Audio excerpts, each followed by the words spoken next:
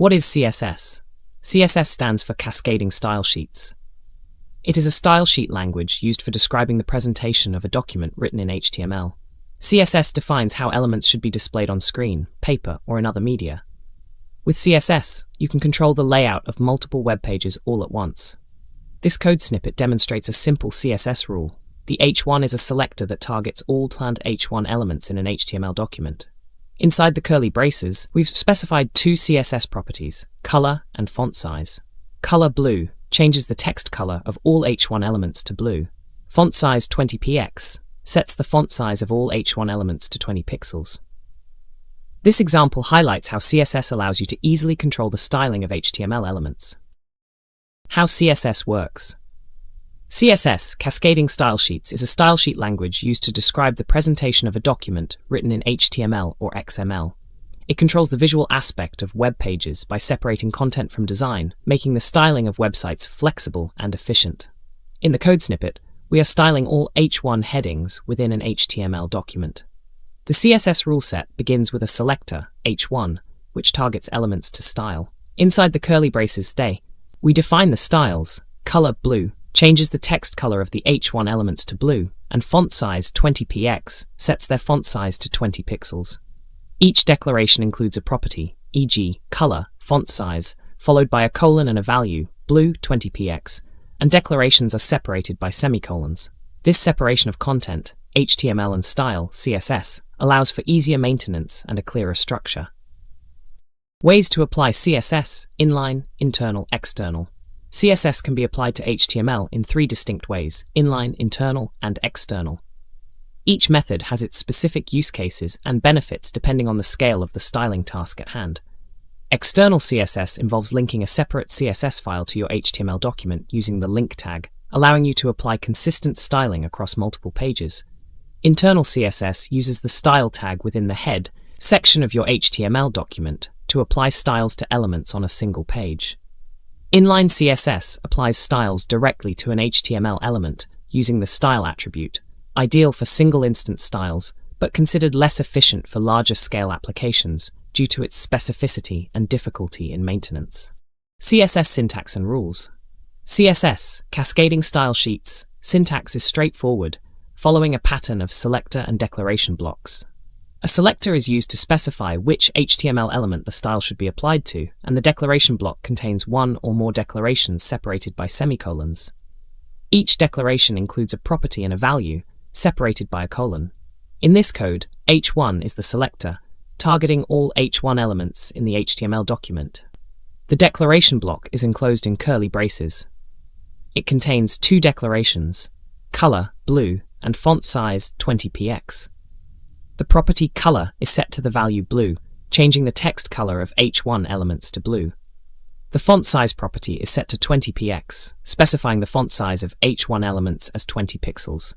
Each declaration alters the appearance of the selected HTML elements according to the specified properties and values. Selectors. Selectors are the part of CSS rule sets that determine which HTML elements the style rules apply to. They can select elements based on their type, class, ID, attributes, and more. Understanding selectors is crucial for effectively styling web pages. In this example, P is the selector which targets all P paragraph elements in an HTML document. The curly braces contain declaration blocks where style rules are defined. In this case, setting the text color of all paragraph elements to red. Here, the selector P is a type selector, meaning it selects HTML elements based on their tag name. Comments in CSS. Comments in CSS are used to add explanatory notes to the code or temporarily disable CSS rules without removing them. These comments are ignored by the browser, meaning they do not affect the layout or presentation of the web page. Understanding how to effectively use comments can make your CSS easier to read, maintain, and debug.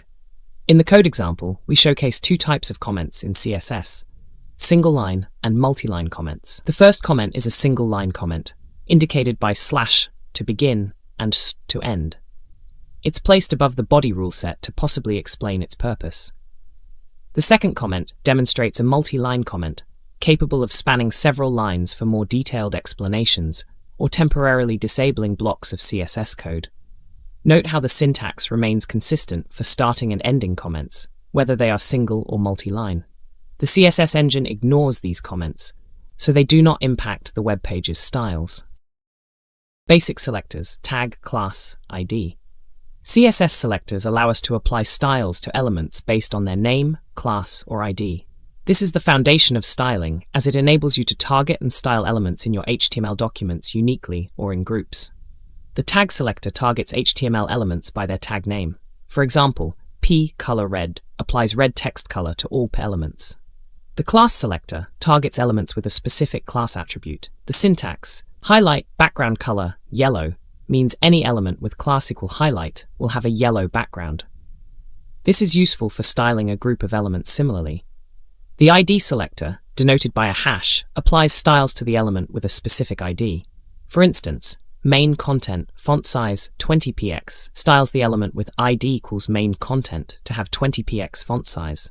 IDs should be unique within a page, making this selector useful for styling one specific element.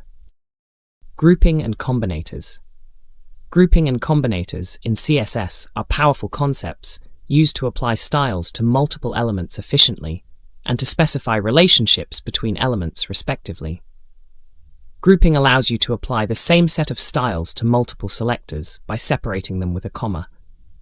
Combinators, on the other hand, are used to select elements based on their relationship with another element in the document tree. The most common combinators are the descendant combinator, space, the child combinator, boid, the adjacent sibling combinator, plus, and the general sibling combinator, schliege. This code snippet demonstrates both grouping and using different types of combinators in CSS. Grouping is shown where H1, H2, and H3 elements are collectively styled to have blue text, applying the same style rule to all three without repeating the style properties for each selector. The descendant combinator is used to select all p elements inside div elements, styling their text in green. The child combinator selects all li elements that are direct children of ul elements, coloring their text in red. The adjacent sibling combinator affects a p element that immediately follows an H1, giving it purple text. Lastly, the general sibling combinator is used to style the text of all elements that are siblings of an A element, coloring it orange. Each combinator serves a different purpose in selecting elements based on their specific relationships in the document's structure. Attribute selectors. CSS attribute selectors allow styles to be applied to HTML elements that have certain attributes or attribute values. These selectors provide a powerful way to precisely target elements based on their attributes, such as type, href, class, etc., leading to more dynamic and adaptable styling solutions. In the given code snippet, we use an attribute selector to target all input elements that have a type attribute with the value text. The selector input type text matches all input elements of type text, and the CSS rule inside the curly braces sets the background color of these input fields to yellow. This method of selection is especially useful for form elements, allowing specific styling based on the input type. Pseudo-classes. Pseudo-classes in CSS are used to define the special state of an element. For example, they can style an element when it is hovered over or when it is checked. This provides a powerful tool for designers to create highly interactive and responsive designs without the need for JavaScript. This code targets all anchor elements in the HTML document and changes their text color to red when they are hovered over by the mouse cursor. The hover pseudo class is used here to apply a specific style during the hover event. This is particularly useful for providing visual feedback to users, indicating that an element is clickable or interactive. Pseudo-elements. Pseudo-elements in CSS allow you to apply styles to parts of your document content in scenarios that aren't possible using only HTML markup. For instance, you can style the first line or first letter of a text block, or insert content before or after an HTML element in the document. This CSS code demonstrates the use of two pseudo-elements, first line and first letter. The first line pseudo-element targets the first line of text within any p element, making its color red and the font weight bold. Meanwhile, the first letter pseudo-element targets the first letter of every paragraph, enlarging its font size to 200% and changing its color to blue. These pseudo-elements are essential for adding flair and emphasis to textual content without needing additional spans or classes. Specificity and inheritance. Specificity is a concept in CSS that determines which style rules apply to an element when multiple rules could apply. It's like a scoring system where different types of selectors have different weights. Inline styles weigh the most, followed by IDs, classes, pseudo-classes, attribute selectors, and finally, element selectors. If two selectors apply to the same element, the one with higher specificity wins. In this code, if an h1 tag also has an ID of header, the text color will be green, not red, because an ID selector, header, has higher specificity than an element selector, h1. Even though both selectors could potentially apply to the same element, the rule with the higher specificity takes precedence. Content, padding, border, margin. In CSS, every element on a web page is considered as a box. The box model is a CSS concept that includes the content of the box, padding, border, and margin. It essentially wraps around every HTML element, and it controls the spacing and sizing around them. Understanding the box model is crucial for designing and laying out web pages accurately. In the provided CSS code, we style a div element according to the box model. The width property sets the width of the content area to 300 pixels. Around the content, we have padding of 10 pixels, providing space inside the border. The border itself is set to a solid line, 5 pixels thick and black in color, encasing the padding and content. Outside the border, we have a margin of 20 pixels, creating space between this box and neighboring elements. This code effectively demonstrates how content, padding, border, and margin work together to structure the layout and appearance of elements on a web page. Box sizing. Understanding the box sizing property in CSS is crucial for controlling layout behavior. This property is used to alter how the width and height of elements are calculated. By default, elements use content box, meaning width and height only include the content itself, not padding or border. Changing this to border box makes the width and height include content, padding, and border, but not the margin. This can make it much easier to size elements precisely without having to perform subtractions for padding and borders. In this CSS code snippet, the box sizing property is applied to all div elements, setting it to border box. This means that the width and height properties set for div elements will include the content's width and height, along with any padding and border, but not the margin. This approach often simplifies layout design, as the developer doesn't need to calculate padding and border sizes separately when defining an element's size. It ensures that the total width and height don't exceed the values set, making the element's sizing more predictable and easier to manage. Width and height properties. In CSS, the width and height properties are used to control the dimensions of an element's box. Setting these properties allows you to specify the size of an element on a web page, making layout design precise and consistent. It's important to remember that these properties do not include padding, borders, or margins. They strictly set the size of the content area. In the provided code example, the width and height properties are applied to all div elements. The width is set to 300 pixels, and the height is set to 150 pixels.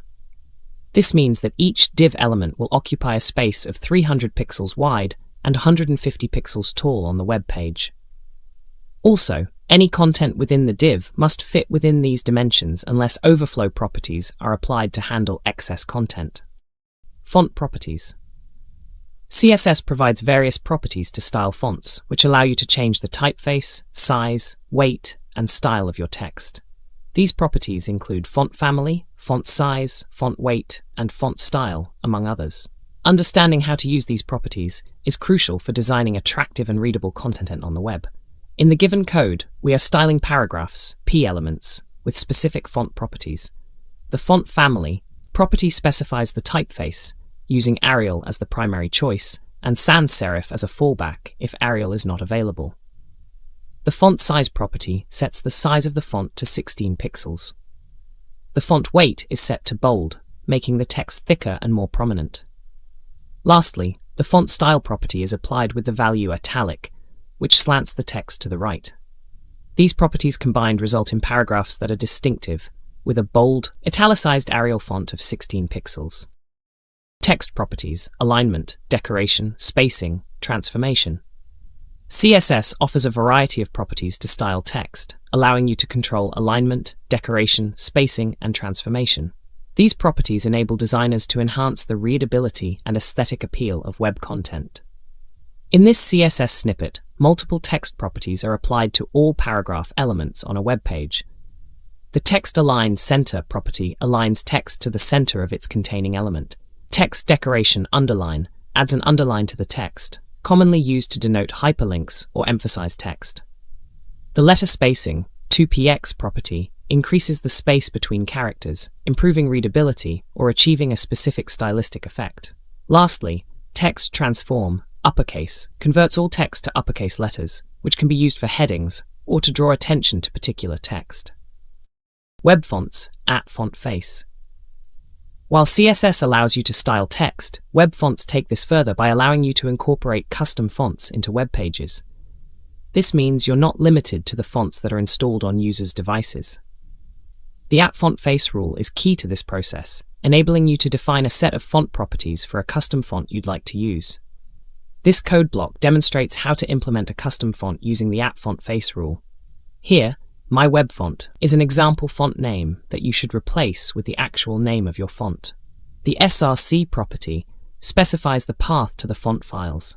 Here, two formats are provided for compatibility: WOF2, Web Open Font Format 2, which is more modern and efficient, and WOF, a widely supported format. By specifying two formats, you ensure a broader compatibility across different browsers. The browser will use the first format it supports. Color properties, color, opacity. In CSS, color property is used to set the color of the text inside an element, while opacity property is responsible for setting the transparency of an element. The color can be specified by the name, hex, RGB, RGBA, HSL, HSLA values. The opacity value is a number between 0.0, fully transparent, to 1.0, fully opaque. In the given code, the P selector targets all P elements on your web page. The color, red, declaration changes the text color inside the elements to red. The opacity, 0.5 declaration, makes the per elements, including their text content, 50% transparent. This combination allows for text color and element transparency adjustments, which can be useful for layering elements or creating a soft effect on the web page. Background properties, color, images, gradients. In CSS, background properties allow you to control the appearance of the background of an element. These properties include setting a background color, using images, and creating gradients. We will explore how to use these properties to enhance the visual appeal of web pages. This CSS code demonstrates the use of various background properties on the body element. Background color sets a light gray color as the background. Background image specifies an image to use as the background. Background repeat, no repeat, ensures the image does not tile. Background position, center, centers the image in the page. Background size, cover, resizes the background image to cover the entire element, maintaining its aspect ratio. Background attachment fixed makes the background image stay fixed during scrolling, creating a parallax effect. Combining these properties allows for creating visually engaging backgrounds. Multiple backgrounds. CSS allows you to layer multiple background images for a single element, creating complex or nuanced designs with ease. This powerful feature is accomplished by listing background layers in a single declaration, separated by commas. The first image is placed closest to the viewer, on top, and each subsequent image is layered behind the previous one. In this code, two background images are applied to the body element. The background image property specifies two images, with topimage.png layered above bottomimage.jpg. The background position and background repeat properties apply to both images in the order they are listed. Top right and no repeat apply to topimage.png, ensuring it doesn't tile and is positioned at the top right of the element. Bottom left and repeat y apply to bottomimage.jg, making it repeat vertically and align to the bottom left. This demonstrates how multiple backgrounds can be controlled independently within a single element. Concept of flex container and flex item. In the world of CSS Flexbox, understanding the relationship between a flex container and flex items is fundamental. A flex container becomes the parent element that enables a flex context for its children, which are called flex items. This setup allows for the efficient arrangement of elements within a container, both horizontally and vertically, adapting their sizes to the available space. In this code, .flexContainer is declared with a CSS property, displayFlex, which defines it as a flex container. Once declared, every directChild.flexItem in this case becomes a flex item. By default, these items will be aligned in a row, taking up space according to their content size. This demonstrates the parent-child relationship where the container manages the layout of its items through the Flexbox model. Flex direction. The flex direction property in CSS Flexbox defines how flex items are placed in the flex container, specifying the direction of the flex lines. The main axes can be changed from their default row settings to column settings, affecting the layout orientation. In this example, the .container is a flex container due to display flex. By setting flex direction to column, we instruct flex items to align vertically, creating a columnar layout. This contrasts with the default row setting, where items align horizontally. Through flex direction, you can precisely control the flow of content, enhancing responsiveness and design across various screen sizes. Justify content.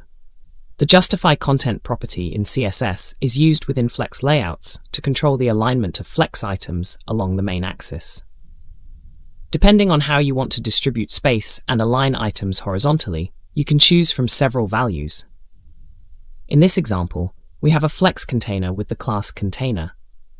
By setting the Justify content property to space between, we are instructing the browser to distribute the space between flex items equally, ensuring that the first item is aligned to the start of the container and the last item is aligned to the end. Other flex items are spaced evenly in between. This property is very useful for creating evenly spaced layouts with dynamic item counts without needing to manually adjust margins. Align items.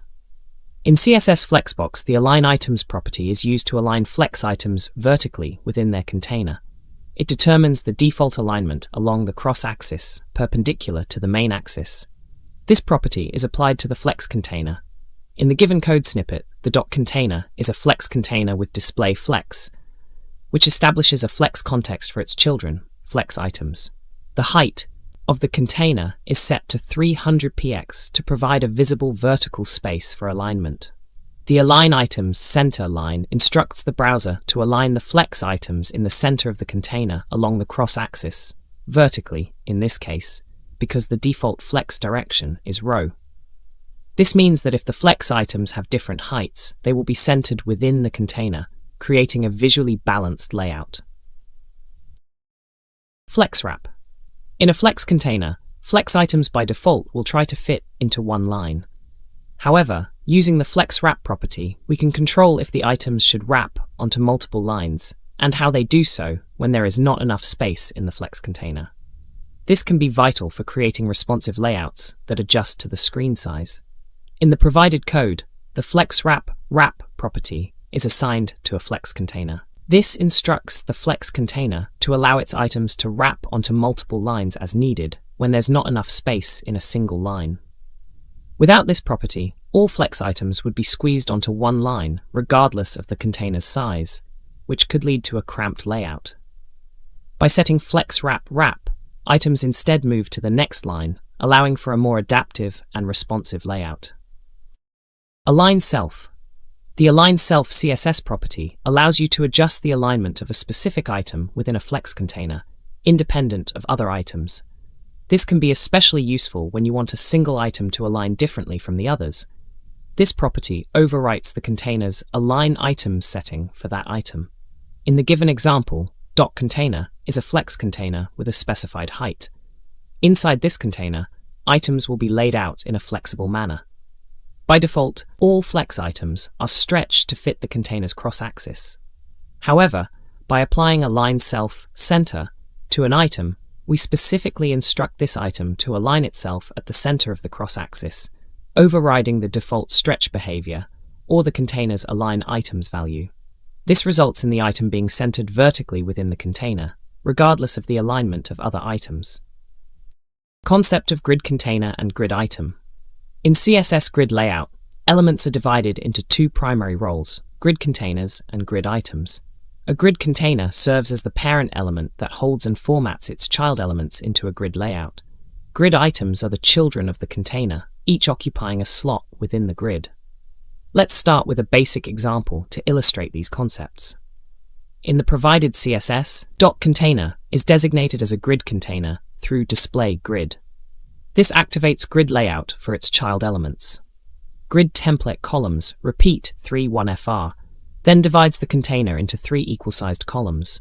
The gap 10px property creates space between grid items. Child elements with the class .item are the grid items, which will automatically fill into the grid columns defined by the container. Each item is styled individually to have a light grey background, a black border, padding, and centered text. Defining a grid. CSS grid layout provides a two-dimensional grid-based layout system, enabling more complex and responsive layouts. Defining a simple grid involves specifying the container to behave as a grid container, and then defining the grid structure through columns and rows. In the provided code example, the container is designated as a grid container using display grid. The grid template columns property defines the columns of the grid. The first column is 100 pixels wide, the second is 200 pixels, and the third takes up the remaining space, auto. Similarly, grid template rows sets up the rows where the first row's height depends on its content, auto. The second is 100 pixels tall, and the third is 200 pixels. This creates a grid with varying column widths and row heights. Grid template columns and rows. CSS grid layout introduces a two-dimensional grid system to CSS. Grids can be used to lay out major page areas or small user interface elements. In this topic, we'll focus on grid template columns and grid template rows, which define the columns and rows of the grid, respectively. These properties allow you to specify the sizes of the grid columns and rows.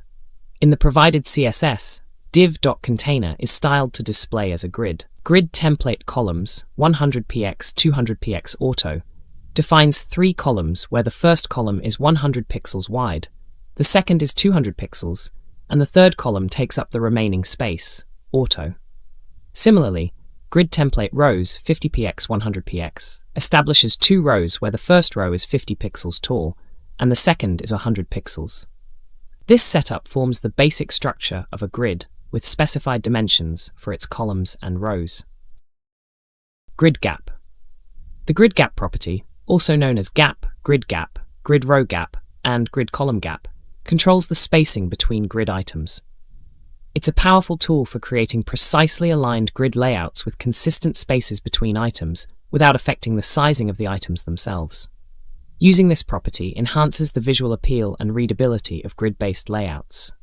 In the code above, the container class is defined as a grid container with 3 equally sized columns, thanks to the grid template columns property. The grid gap property is set to 20px, applying an even 20 pixel gap both between rows and columns. This spacing does not affect the size of the grid items, but rather increases the space around them, improving the layout's overall aesthetics and readability. Notably, grid gap is a shorthand for grid row gap and grid column gap, which could alternatively be used to set row and column gaps individually. Grid areas. CSS grid layout allows for the creation of complex website layouts easily. One powerful feature is grid areas, which lets you name sections of your web page and position items in those sections without explicitly specifying rows and columns each time. This method simplifies layout management, making code more readable and maintenance easier.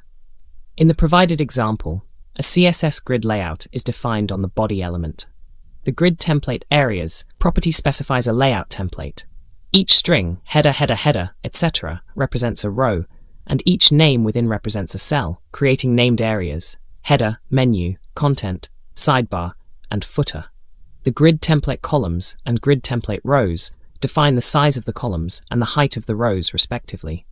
Individual elements, header, an article, aside, footer, are assigned to these areas using the grid area property. This setup creates a layout with a header and footer spanning all three columns, a menu on the left, content in the middle, and a sidebar on the right. Aligning grid items. In CSS grid layout, aligning grid items can significantly affect the design and layout of your grid. The primary properties for this purpose are justify items, align items, justify self, and align self. These properties allow you to control the alignment of items within their grid area, horizontally and vertically.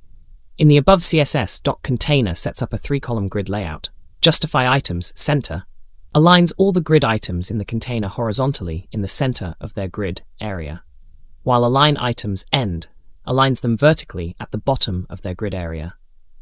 The .item1 class overrides the container's alignment for a specific item, using justify self, start, to align itself at the start of its grid area horizontally, and align self, start, to align at the top vertically.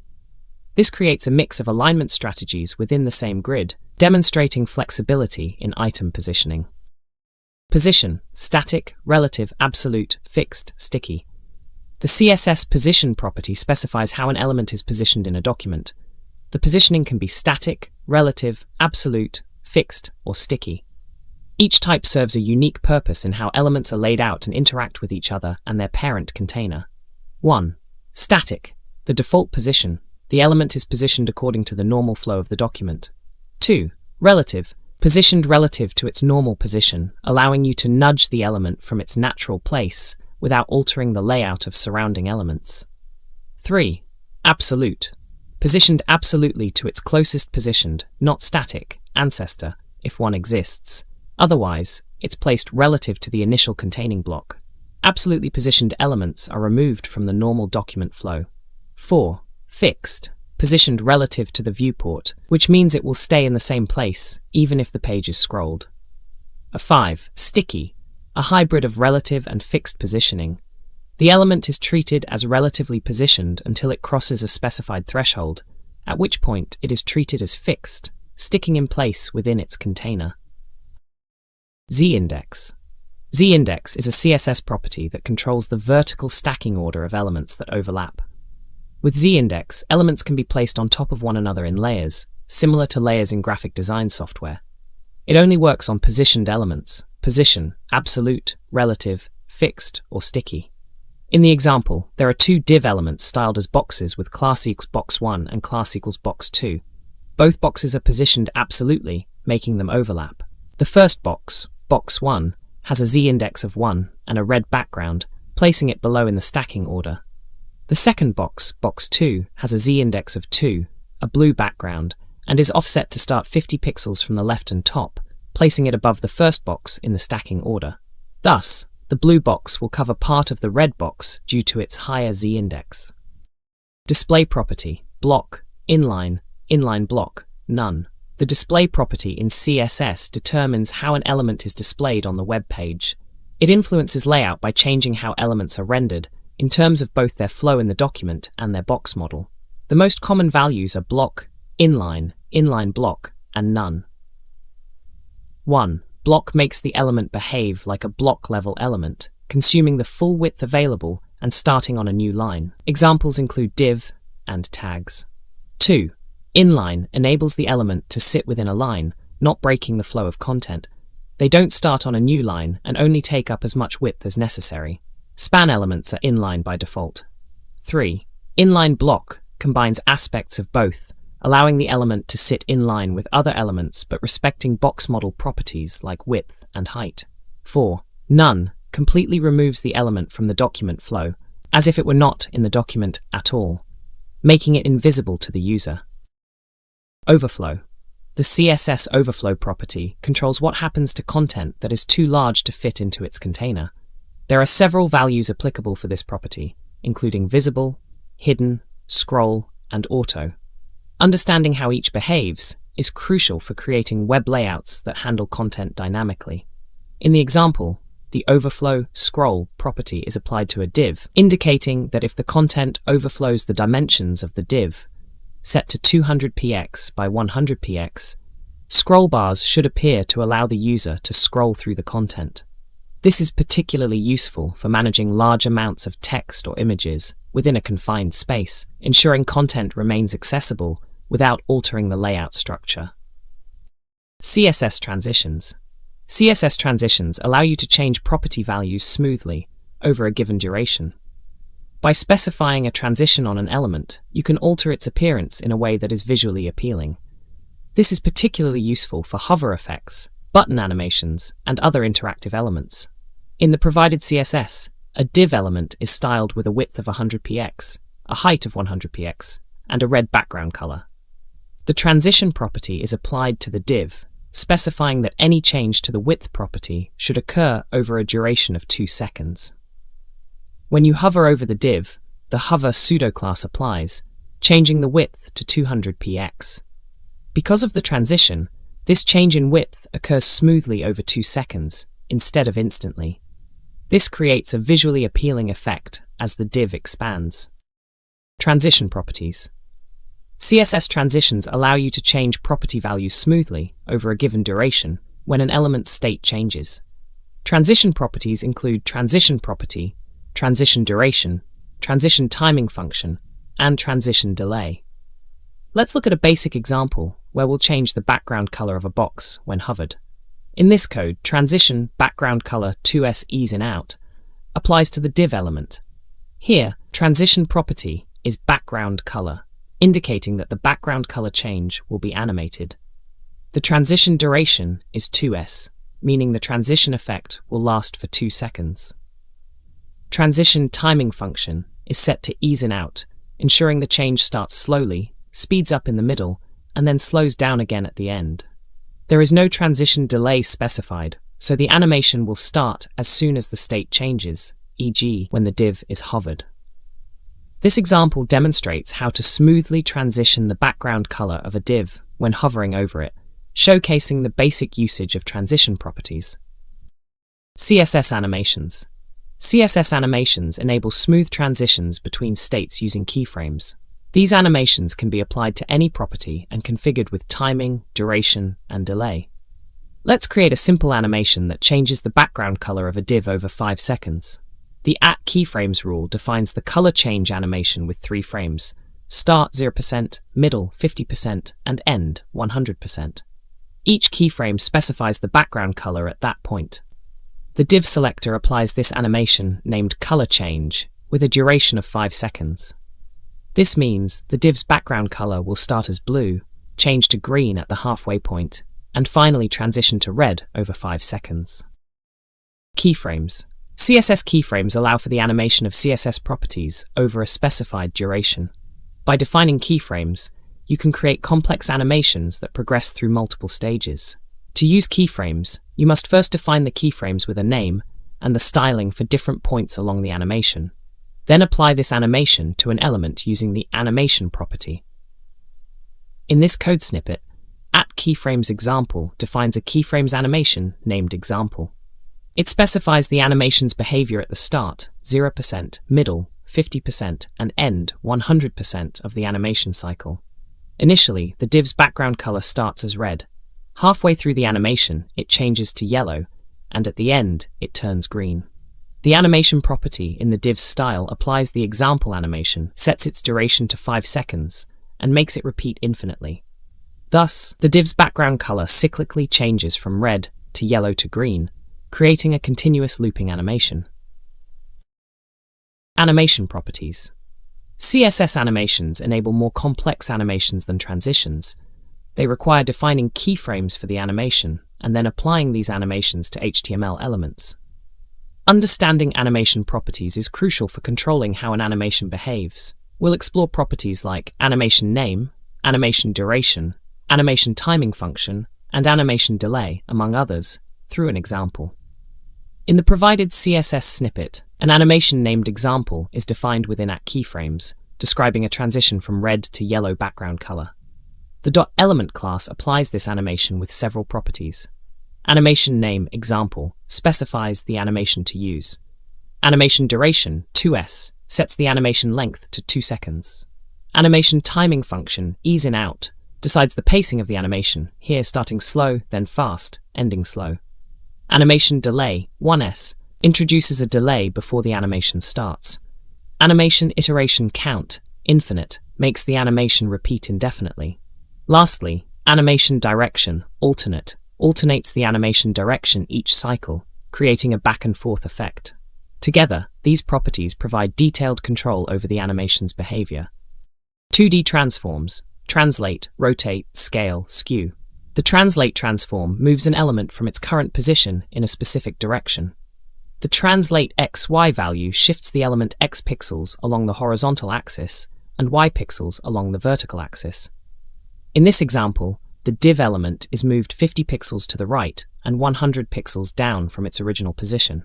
The first value, 50px, shifts the element horizontally, while the second value, 100px, moves it vertically. This allows for precise positioning of elements without affecting the normal document flow. 3D transforms.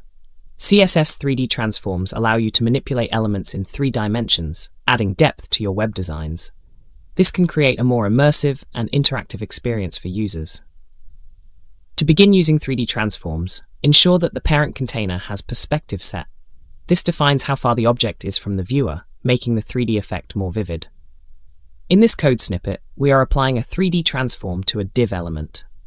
Firstly, perspective 500px sets the depth perspective, making the 3D effect noticeable by simulating the distance between the viewer and the object.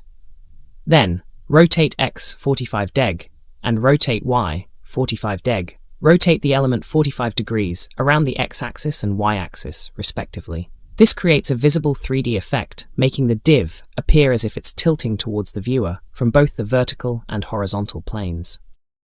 Perspective. The CSS perspective property is used to give a 3D positioned element some depth. By applying this property, the farther an element is from the viewer, the smaller it appears. It creates a vanishing point, simulating a 3D space.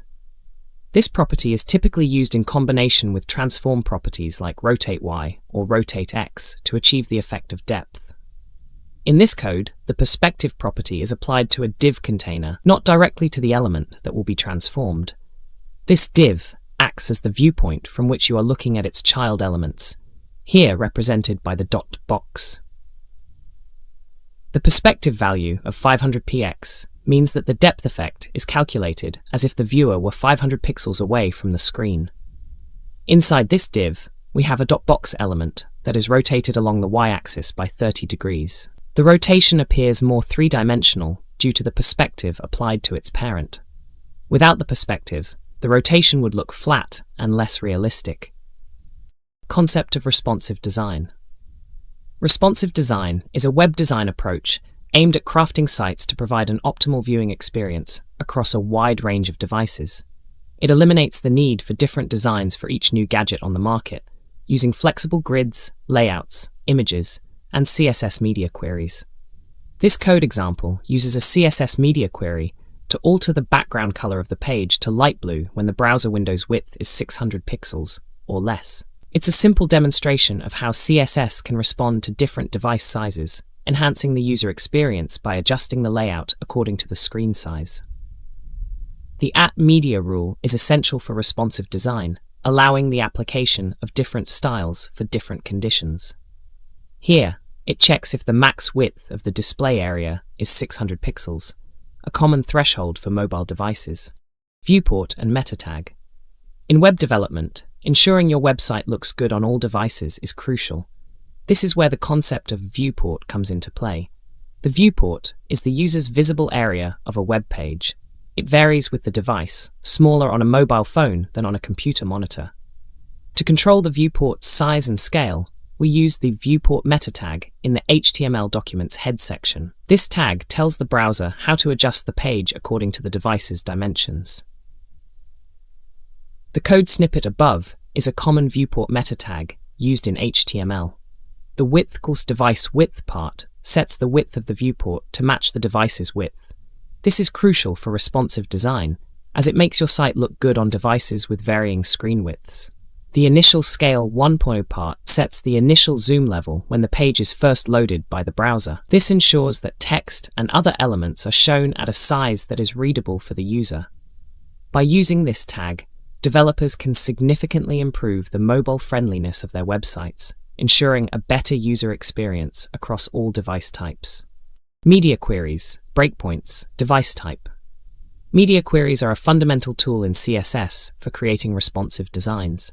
They allow you to apply CSS rules based on device characteristics, such as width, height, or orientation. A common use is to adjust the layout for different screen sizes, which is crucial for designing websites that look great on mobile, tablet, and desktop. We typically define breakpoints within media queries to specify where these style changes occur. In this code example, the media query targets screens, like computer monitors, tablets, or smartphones, with a minimum width of 768 pixels, a common breakpoint for tablets. When the device screen width is 768 pixels or more, the body background color changes to light blue. This code snippet is placed within your CSS file, and it works by overwriting the default body background color with light blue when the condition, the screen width being at least 768 pixels, is met. It's an effective way to start adapting your website's layout for larger screens. Using Flexbox and Grid for responsive layouts. Responsive design is crucial for creating layouts that work well on various screen sizes. CSS Flexbox and Grid are powerful tools for building these flexible layouts. While Flexbox is ideal for one-dimensional layouts, either rows or columns, CSS Grid excels at two-dimensional layouts, rows and columns simultaneously. We'll explore how to use both in a responsive design context. In this code, the .container class can be either a flex or grid container, depending on the comment line you enable. For Flexbox, display flex makes it a flex container, and flex wrap allows child items to wrap to the next line. In grid mode, display grid activates the grid layout, and grid template columns repeat auto-fit min-max 200 buffer creates responsive columns that fit the container's width. Each .item takes up equal space, flex 1 in Flexbox, and on smaller screens, width 100%. Each item stretches to fill the container's width, ensuring responsiveness. Introduction to CSS preprocessors. CSS preprocessors are scripting languages that extend CSS's default capabilities. They allow us to use variables, nested rules, mix-ins, functions, and more, which help in writing maintainable, scalable, and dry, don't repeat yourself code. The preprocessor then compiles this extended code into standard CSS. Popular preprocessors include Sass, Less, and Stylus. In this Sass example, a variable primary color is defined with a value of number 333. This variable is then used to set the font color of the body element. Using variables like this for colors, font stacks, or other frequent values helps in changing those values easily in the future from one place, without having to manually update each property. This leads to more maintainable and efficient style sheets. Sass SCSS, variables, nesting, partials, import, mix-ins, extend inheritance. Sass, syntactically awesome style sheets, and SCSS, sassy CSS, are preprocessors that allow developers to write more dynamic and reusable CSS code. They introduce several powerful features not available in standard CSS, such as variables, nesting, partials, import, mix-ins, and extend inheritance. This makes managing complex style sheets easier and more efficient. This code showcases various Sass SCSS features. Variables are defined using the $, allowing for easy theme adjustments, as seen with the $primary color. Nesting is demonstrated within the body tag, reflecting a hierarchical structure similar to HTML, which makes managing styles more intuitive. Partials and import are not explicitly shown here, but they help organize CSS by splitting it into smaller maintainable files. The @mixin directive defines reusable pieces of code, which can be included with @include, as seen with .btn and border radius. The %% message shared is a placeholder selector used for extending properties to .alert, demonstrating inheritance without generating redundant code. By utilizing these features, Sass SCSS provides a robust and efficient way to write CSS. Less, variables, mix-ins, nesting, functions. Less is a CSS preprocessor that extends the capabilities of CS with variables, mix-ins, functions, and more efficient code nesting. It helps in writing cleaner, more maintainable CSS code. This less code demonstrates the use of variables, mix-ins, nesting, and functions. A variable, @baseColor, is defined to hold a color value. Mix-ins allow for groups of CSS declarations that can be reused throughout the style sheet. Here, .text size 14px is a mixing with a default parameter that sets text properties. Nesting is exemplified through an hover, indicating a hover state nested within .button for better readability. Functions like darken and lighten adjust the color values, proving the power of dynamic styles in less. CSS variables, custom properties. CSS variables, also known as custom properties, allow you to store values in a way that makes them easily reusable across your CSS document. This is particularly useful for maintaining consistent styling and makes your CSS easier to read and maintain. Variables in CSS are defined by a name that begins with 2 dashes and are accessed using the var function. In this code, we first define a CSS variable called main_bg-color with the value coral at the global scope using the root pseudo-class. Then, the background color property of the body element is set to the value of main_bg-color using the var function. This demonstrates how a CSS variable can be defined once and reused throughout the style sheet, simplifying changes and ensuring consistency. CSS modules. CSS modules are a pattern to locally scope CSS by automatically creating a unique class name for each class in your CSS file. This prevents class name collisions and promotes more modular and reusable CSS. In the CSS file, styles.module.css, we define a class.button with specific styles. When importing this file in a JS module, app.js, we use the syntax import styles from /styles.module.css, which imports the styles as an object. Each class from the CSS module is now a property of styles, making them unique and locally scoped to this component. The button in app.js uses class name equals styles.button to apply the CSS, ensuring that the styles do not conflict with any other .button classes defined elsewhere in the application. CSS in JS. CSS in JS is a popular technique where CSS is written as part of JavaScript. This allows for programmatically generating styles, using component-level styling and benefiting from the full power of JavaScript within CSS. It's commonly used in modern JavaScript frameworks and libraries such as React.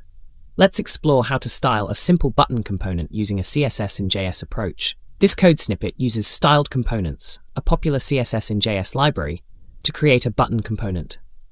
The style.button is a tagged template literal that defines the component's styles. Inside this template, we use a function props equal props.primary navy white to dynamically set the background color based on the primary prop. If primary is true, the button's background color is navy, otherwise it's white. This dynamic styling illustrates the power of CSS in JS, enabling styles that adapt based on component props. Similarly, the color of the text in the button reverses based on the same prop. Styled components automatically handles the creation of unique class names for these styles, ensuring they're scoped to the component and won't conflict with other styles. CSS Frameworks Overview. Bootstrap, Tailwind CSS. CSS frameworks like Bootstrap and Tailwind CSS provide a package of pre-written CSS rules that simplify the process of styling web applications. They offer reusable components and utilities to streamline the design process. Bootstrap is known for its ready-to-use components, while Tailwind emphasizes utility-first classes, giving developers more control over the design. This code snippet demonstrates the usage of Bootstrap and Tailwind CSS for creating a primary button. In Bootstrap, we use the predefined classes btn and btn primary to style the button. Tailwind, on the other hand, uses a series of utility classes, bgblue 500, hover bblue 700, text white, etc., to precisely define the button's style, showcasing the flexibility of utility-first CSS.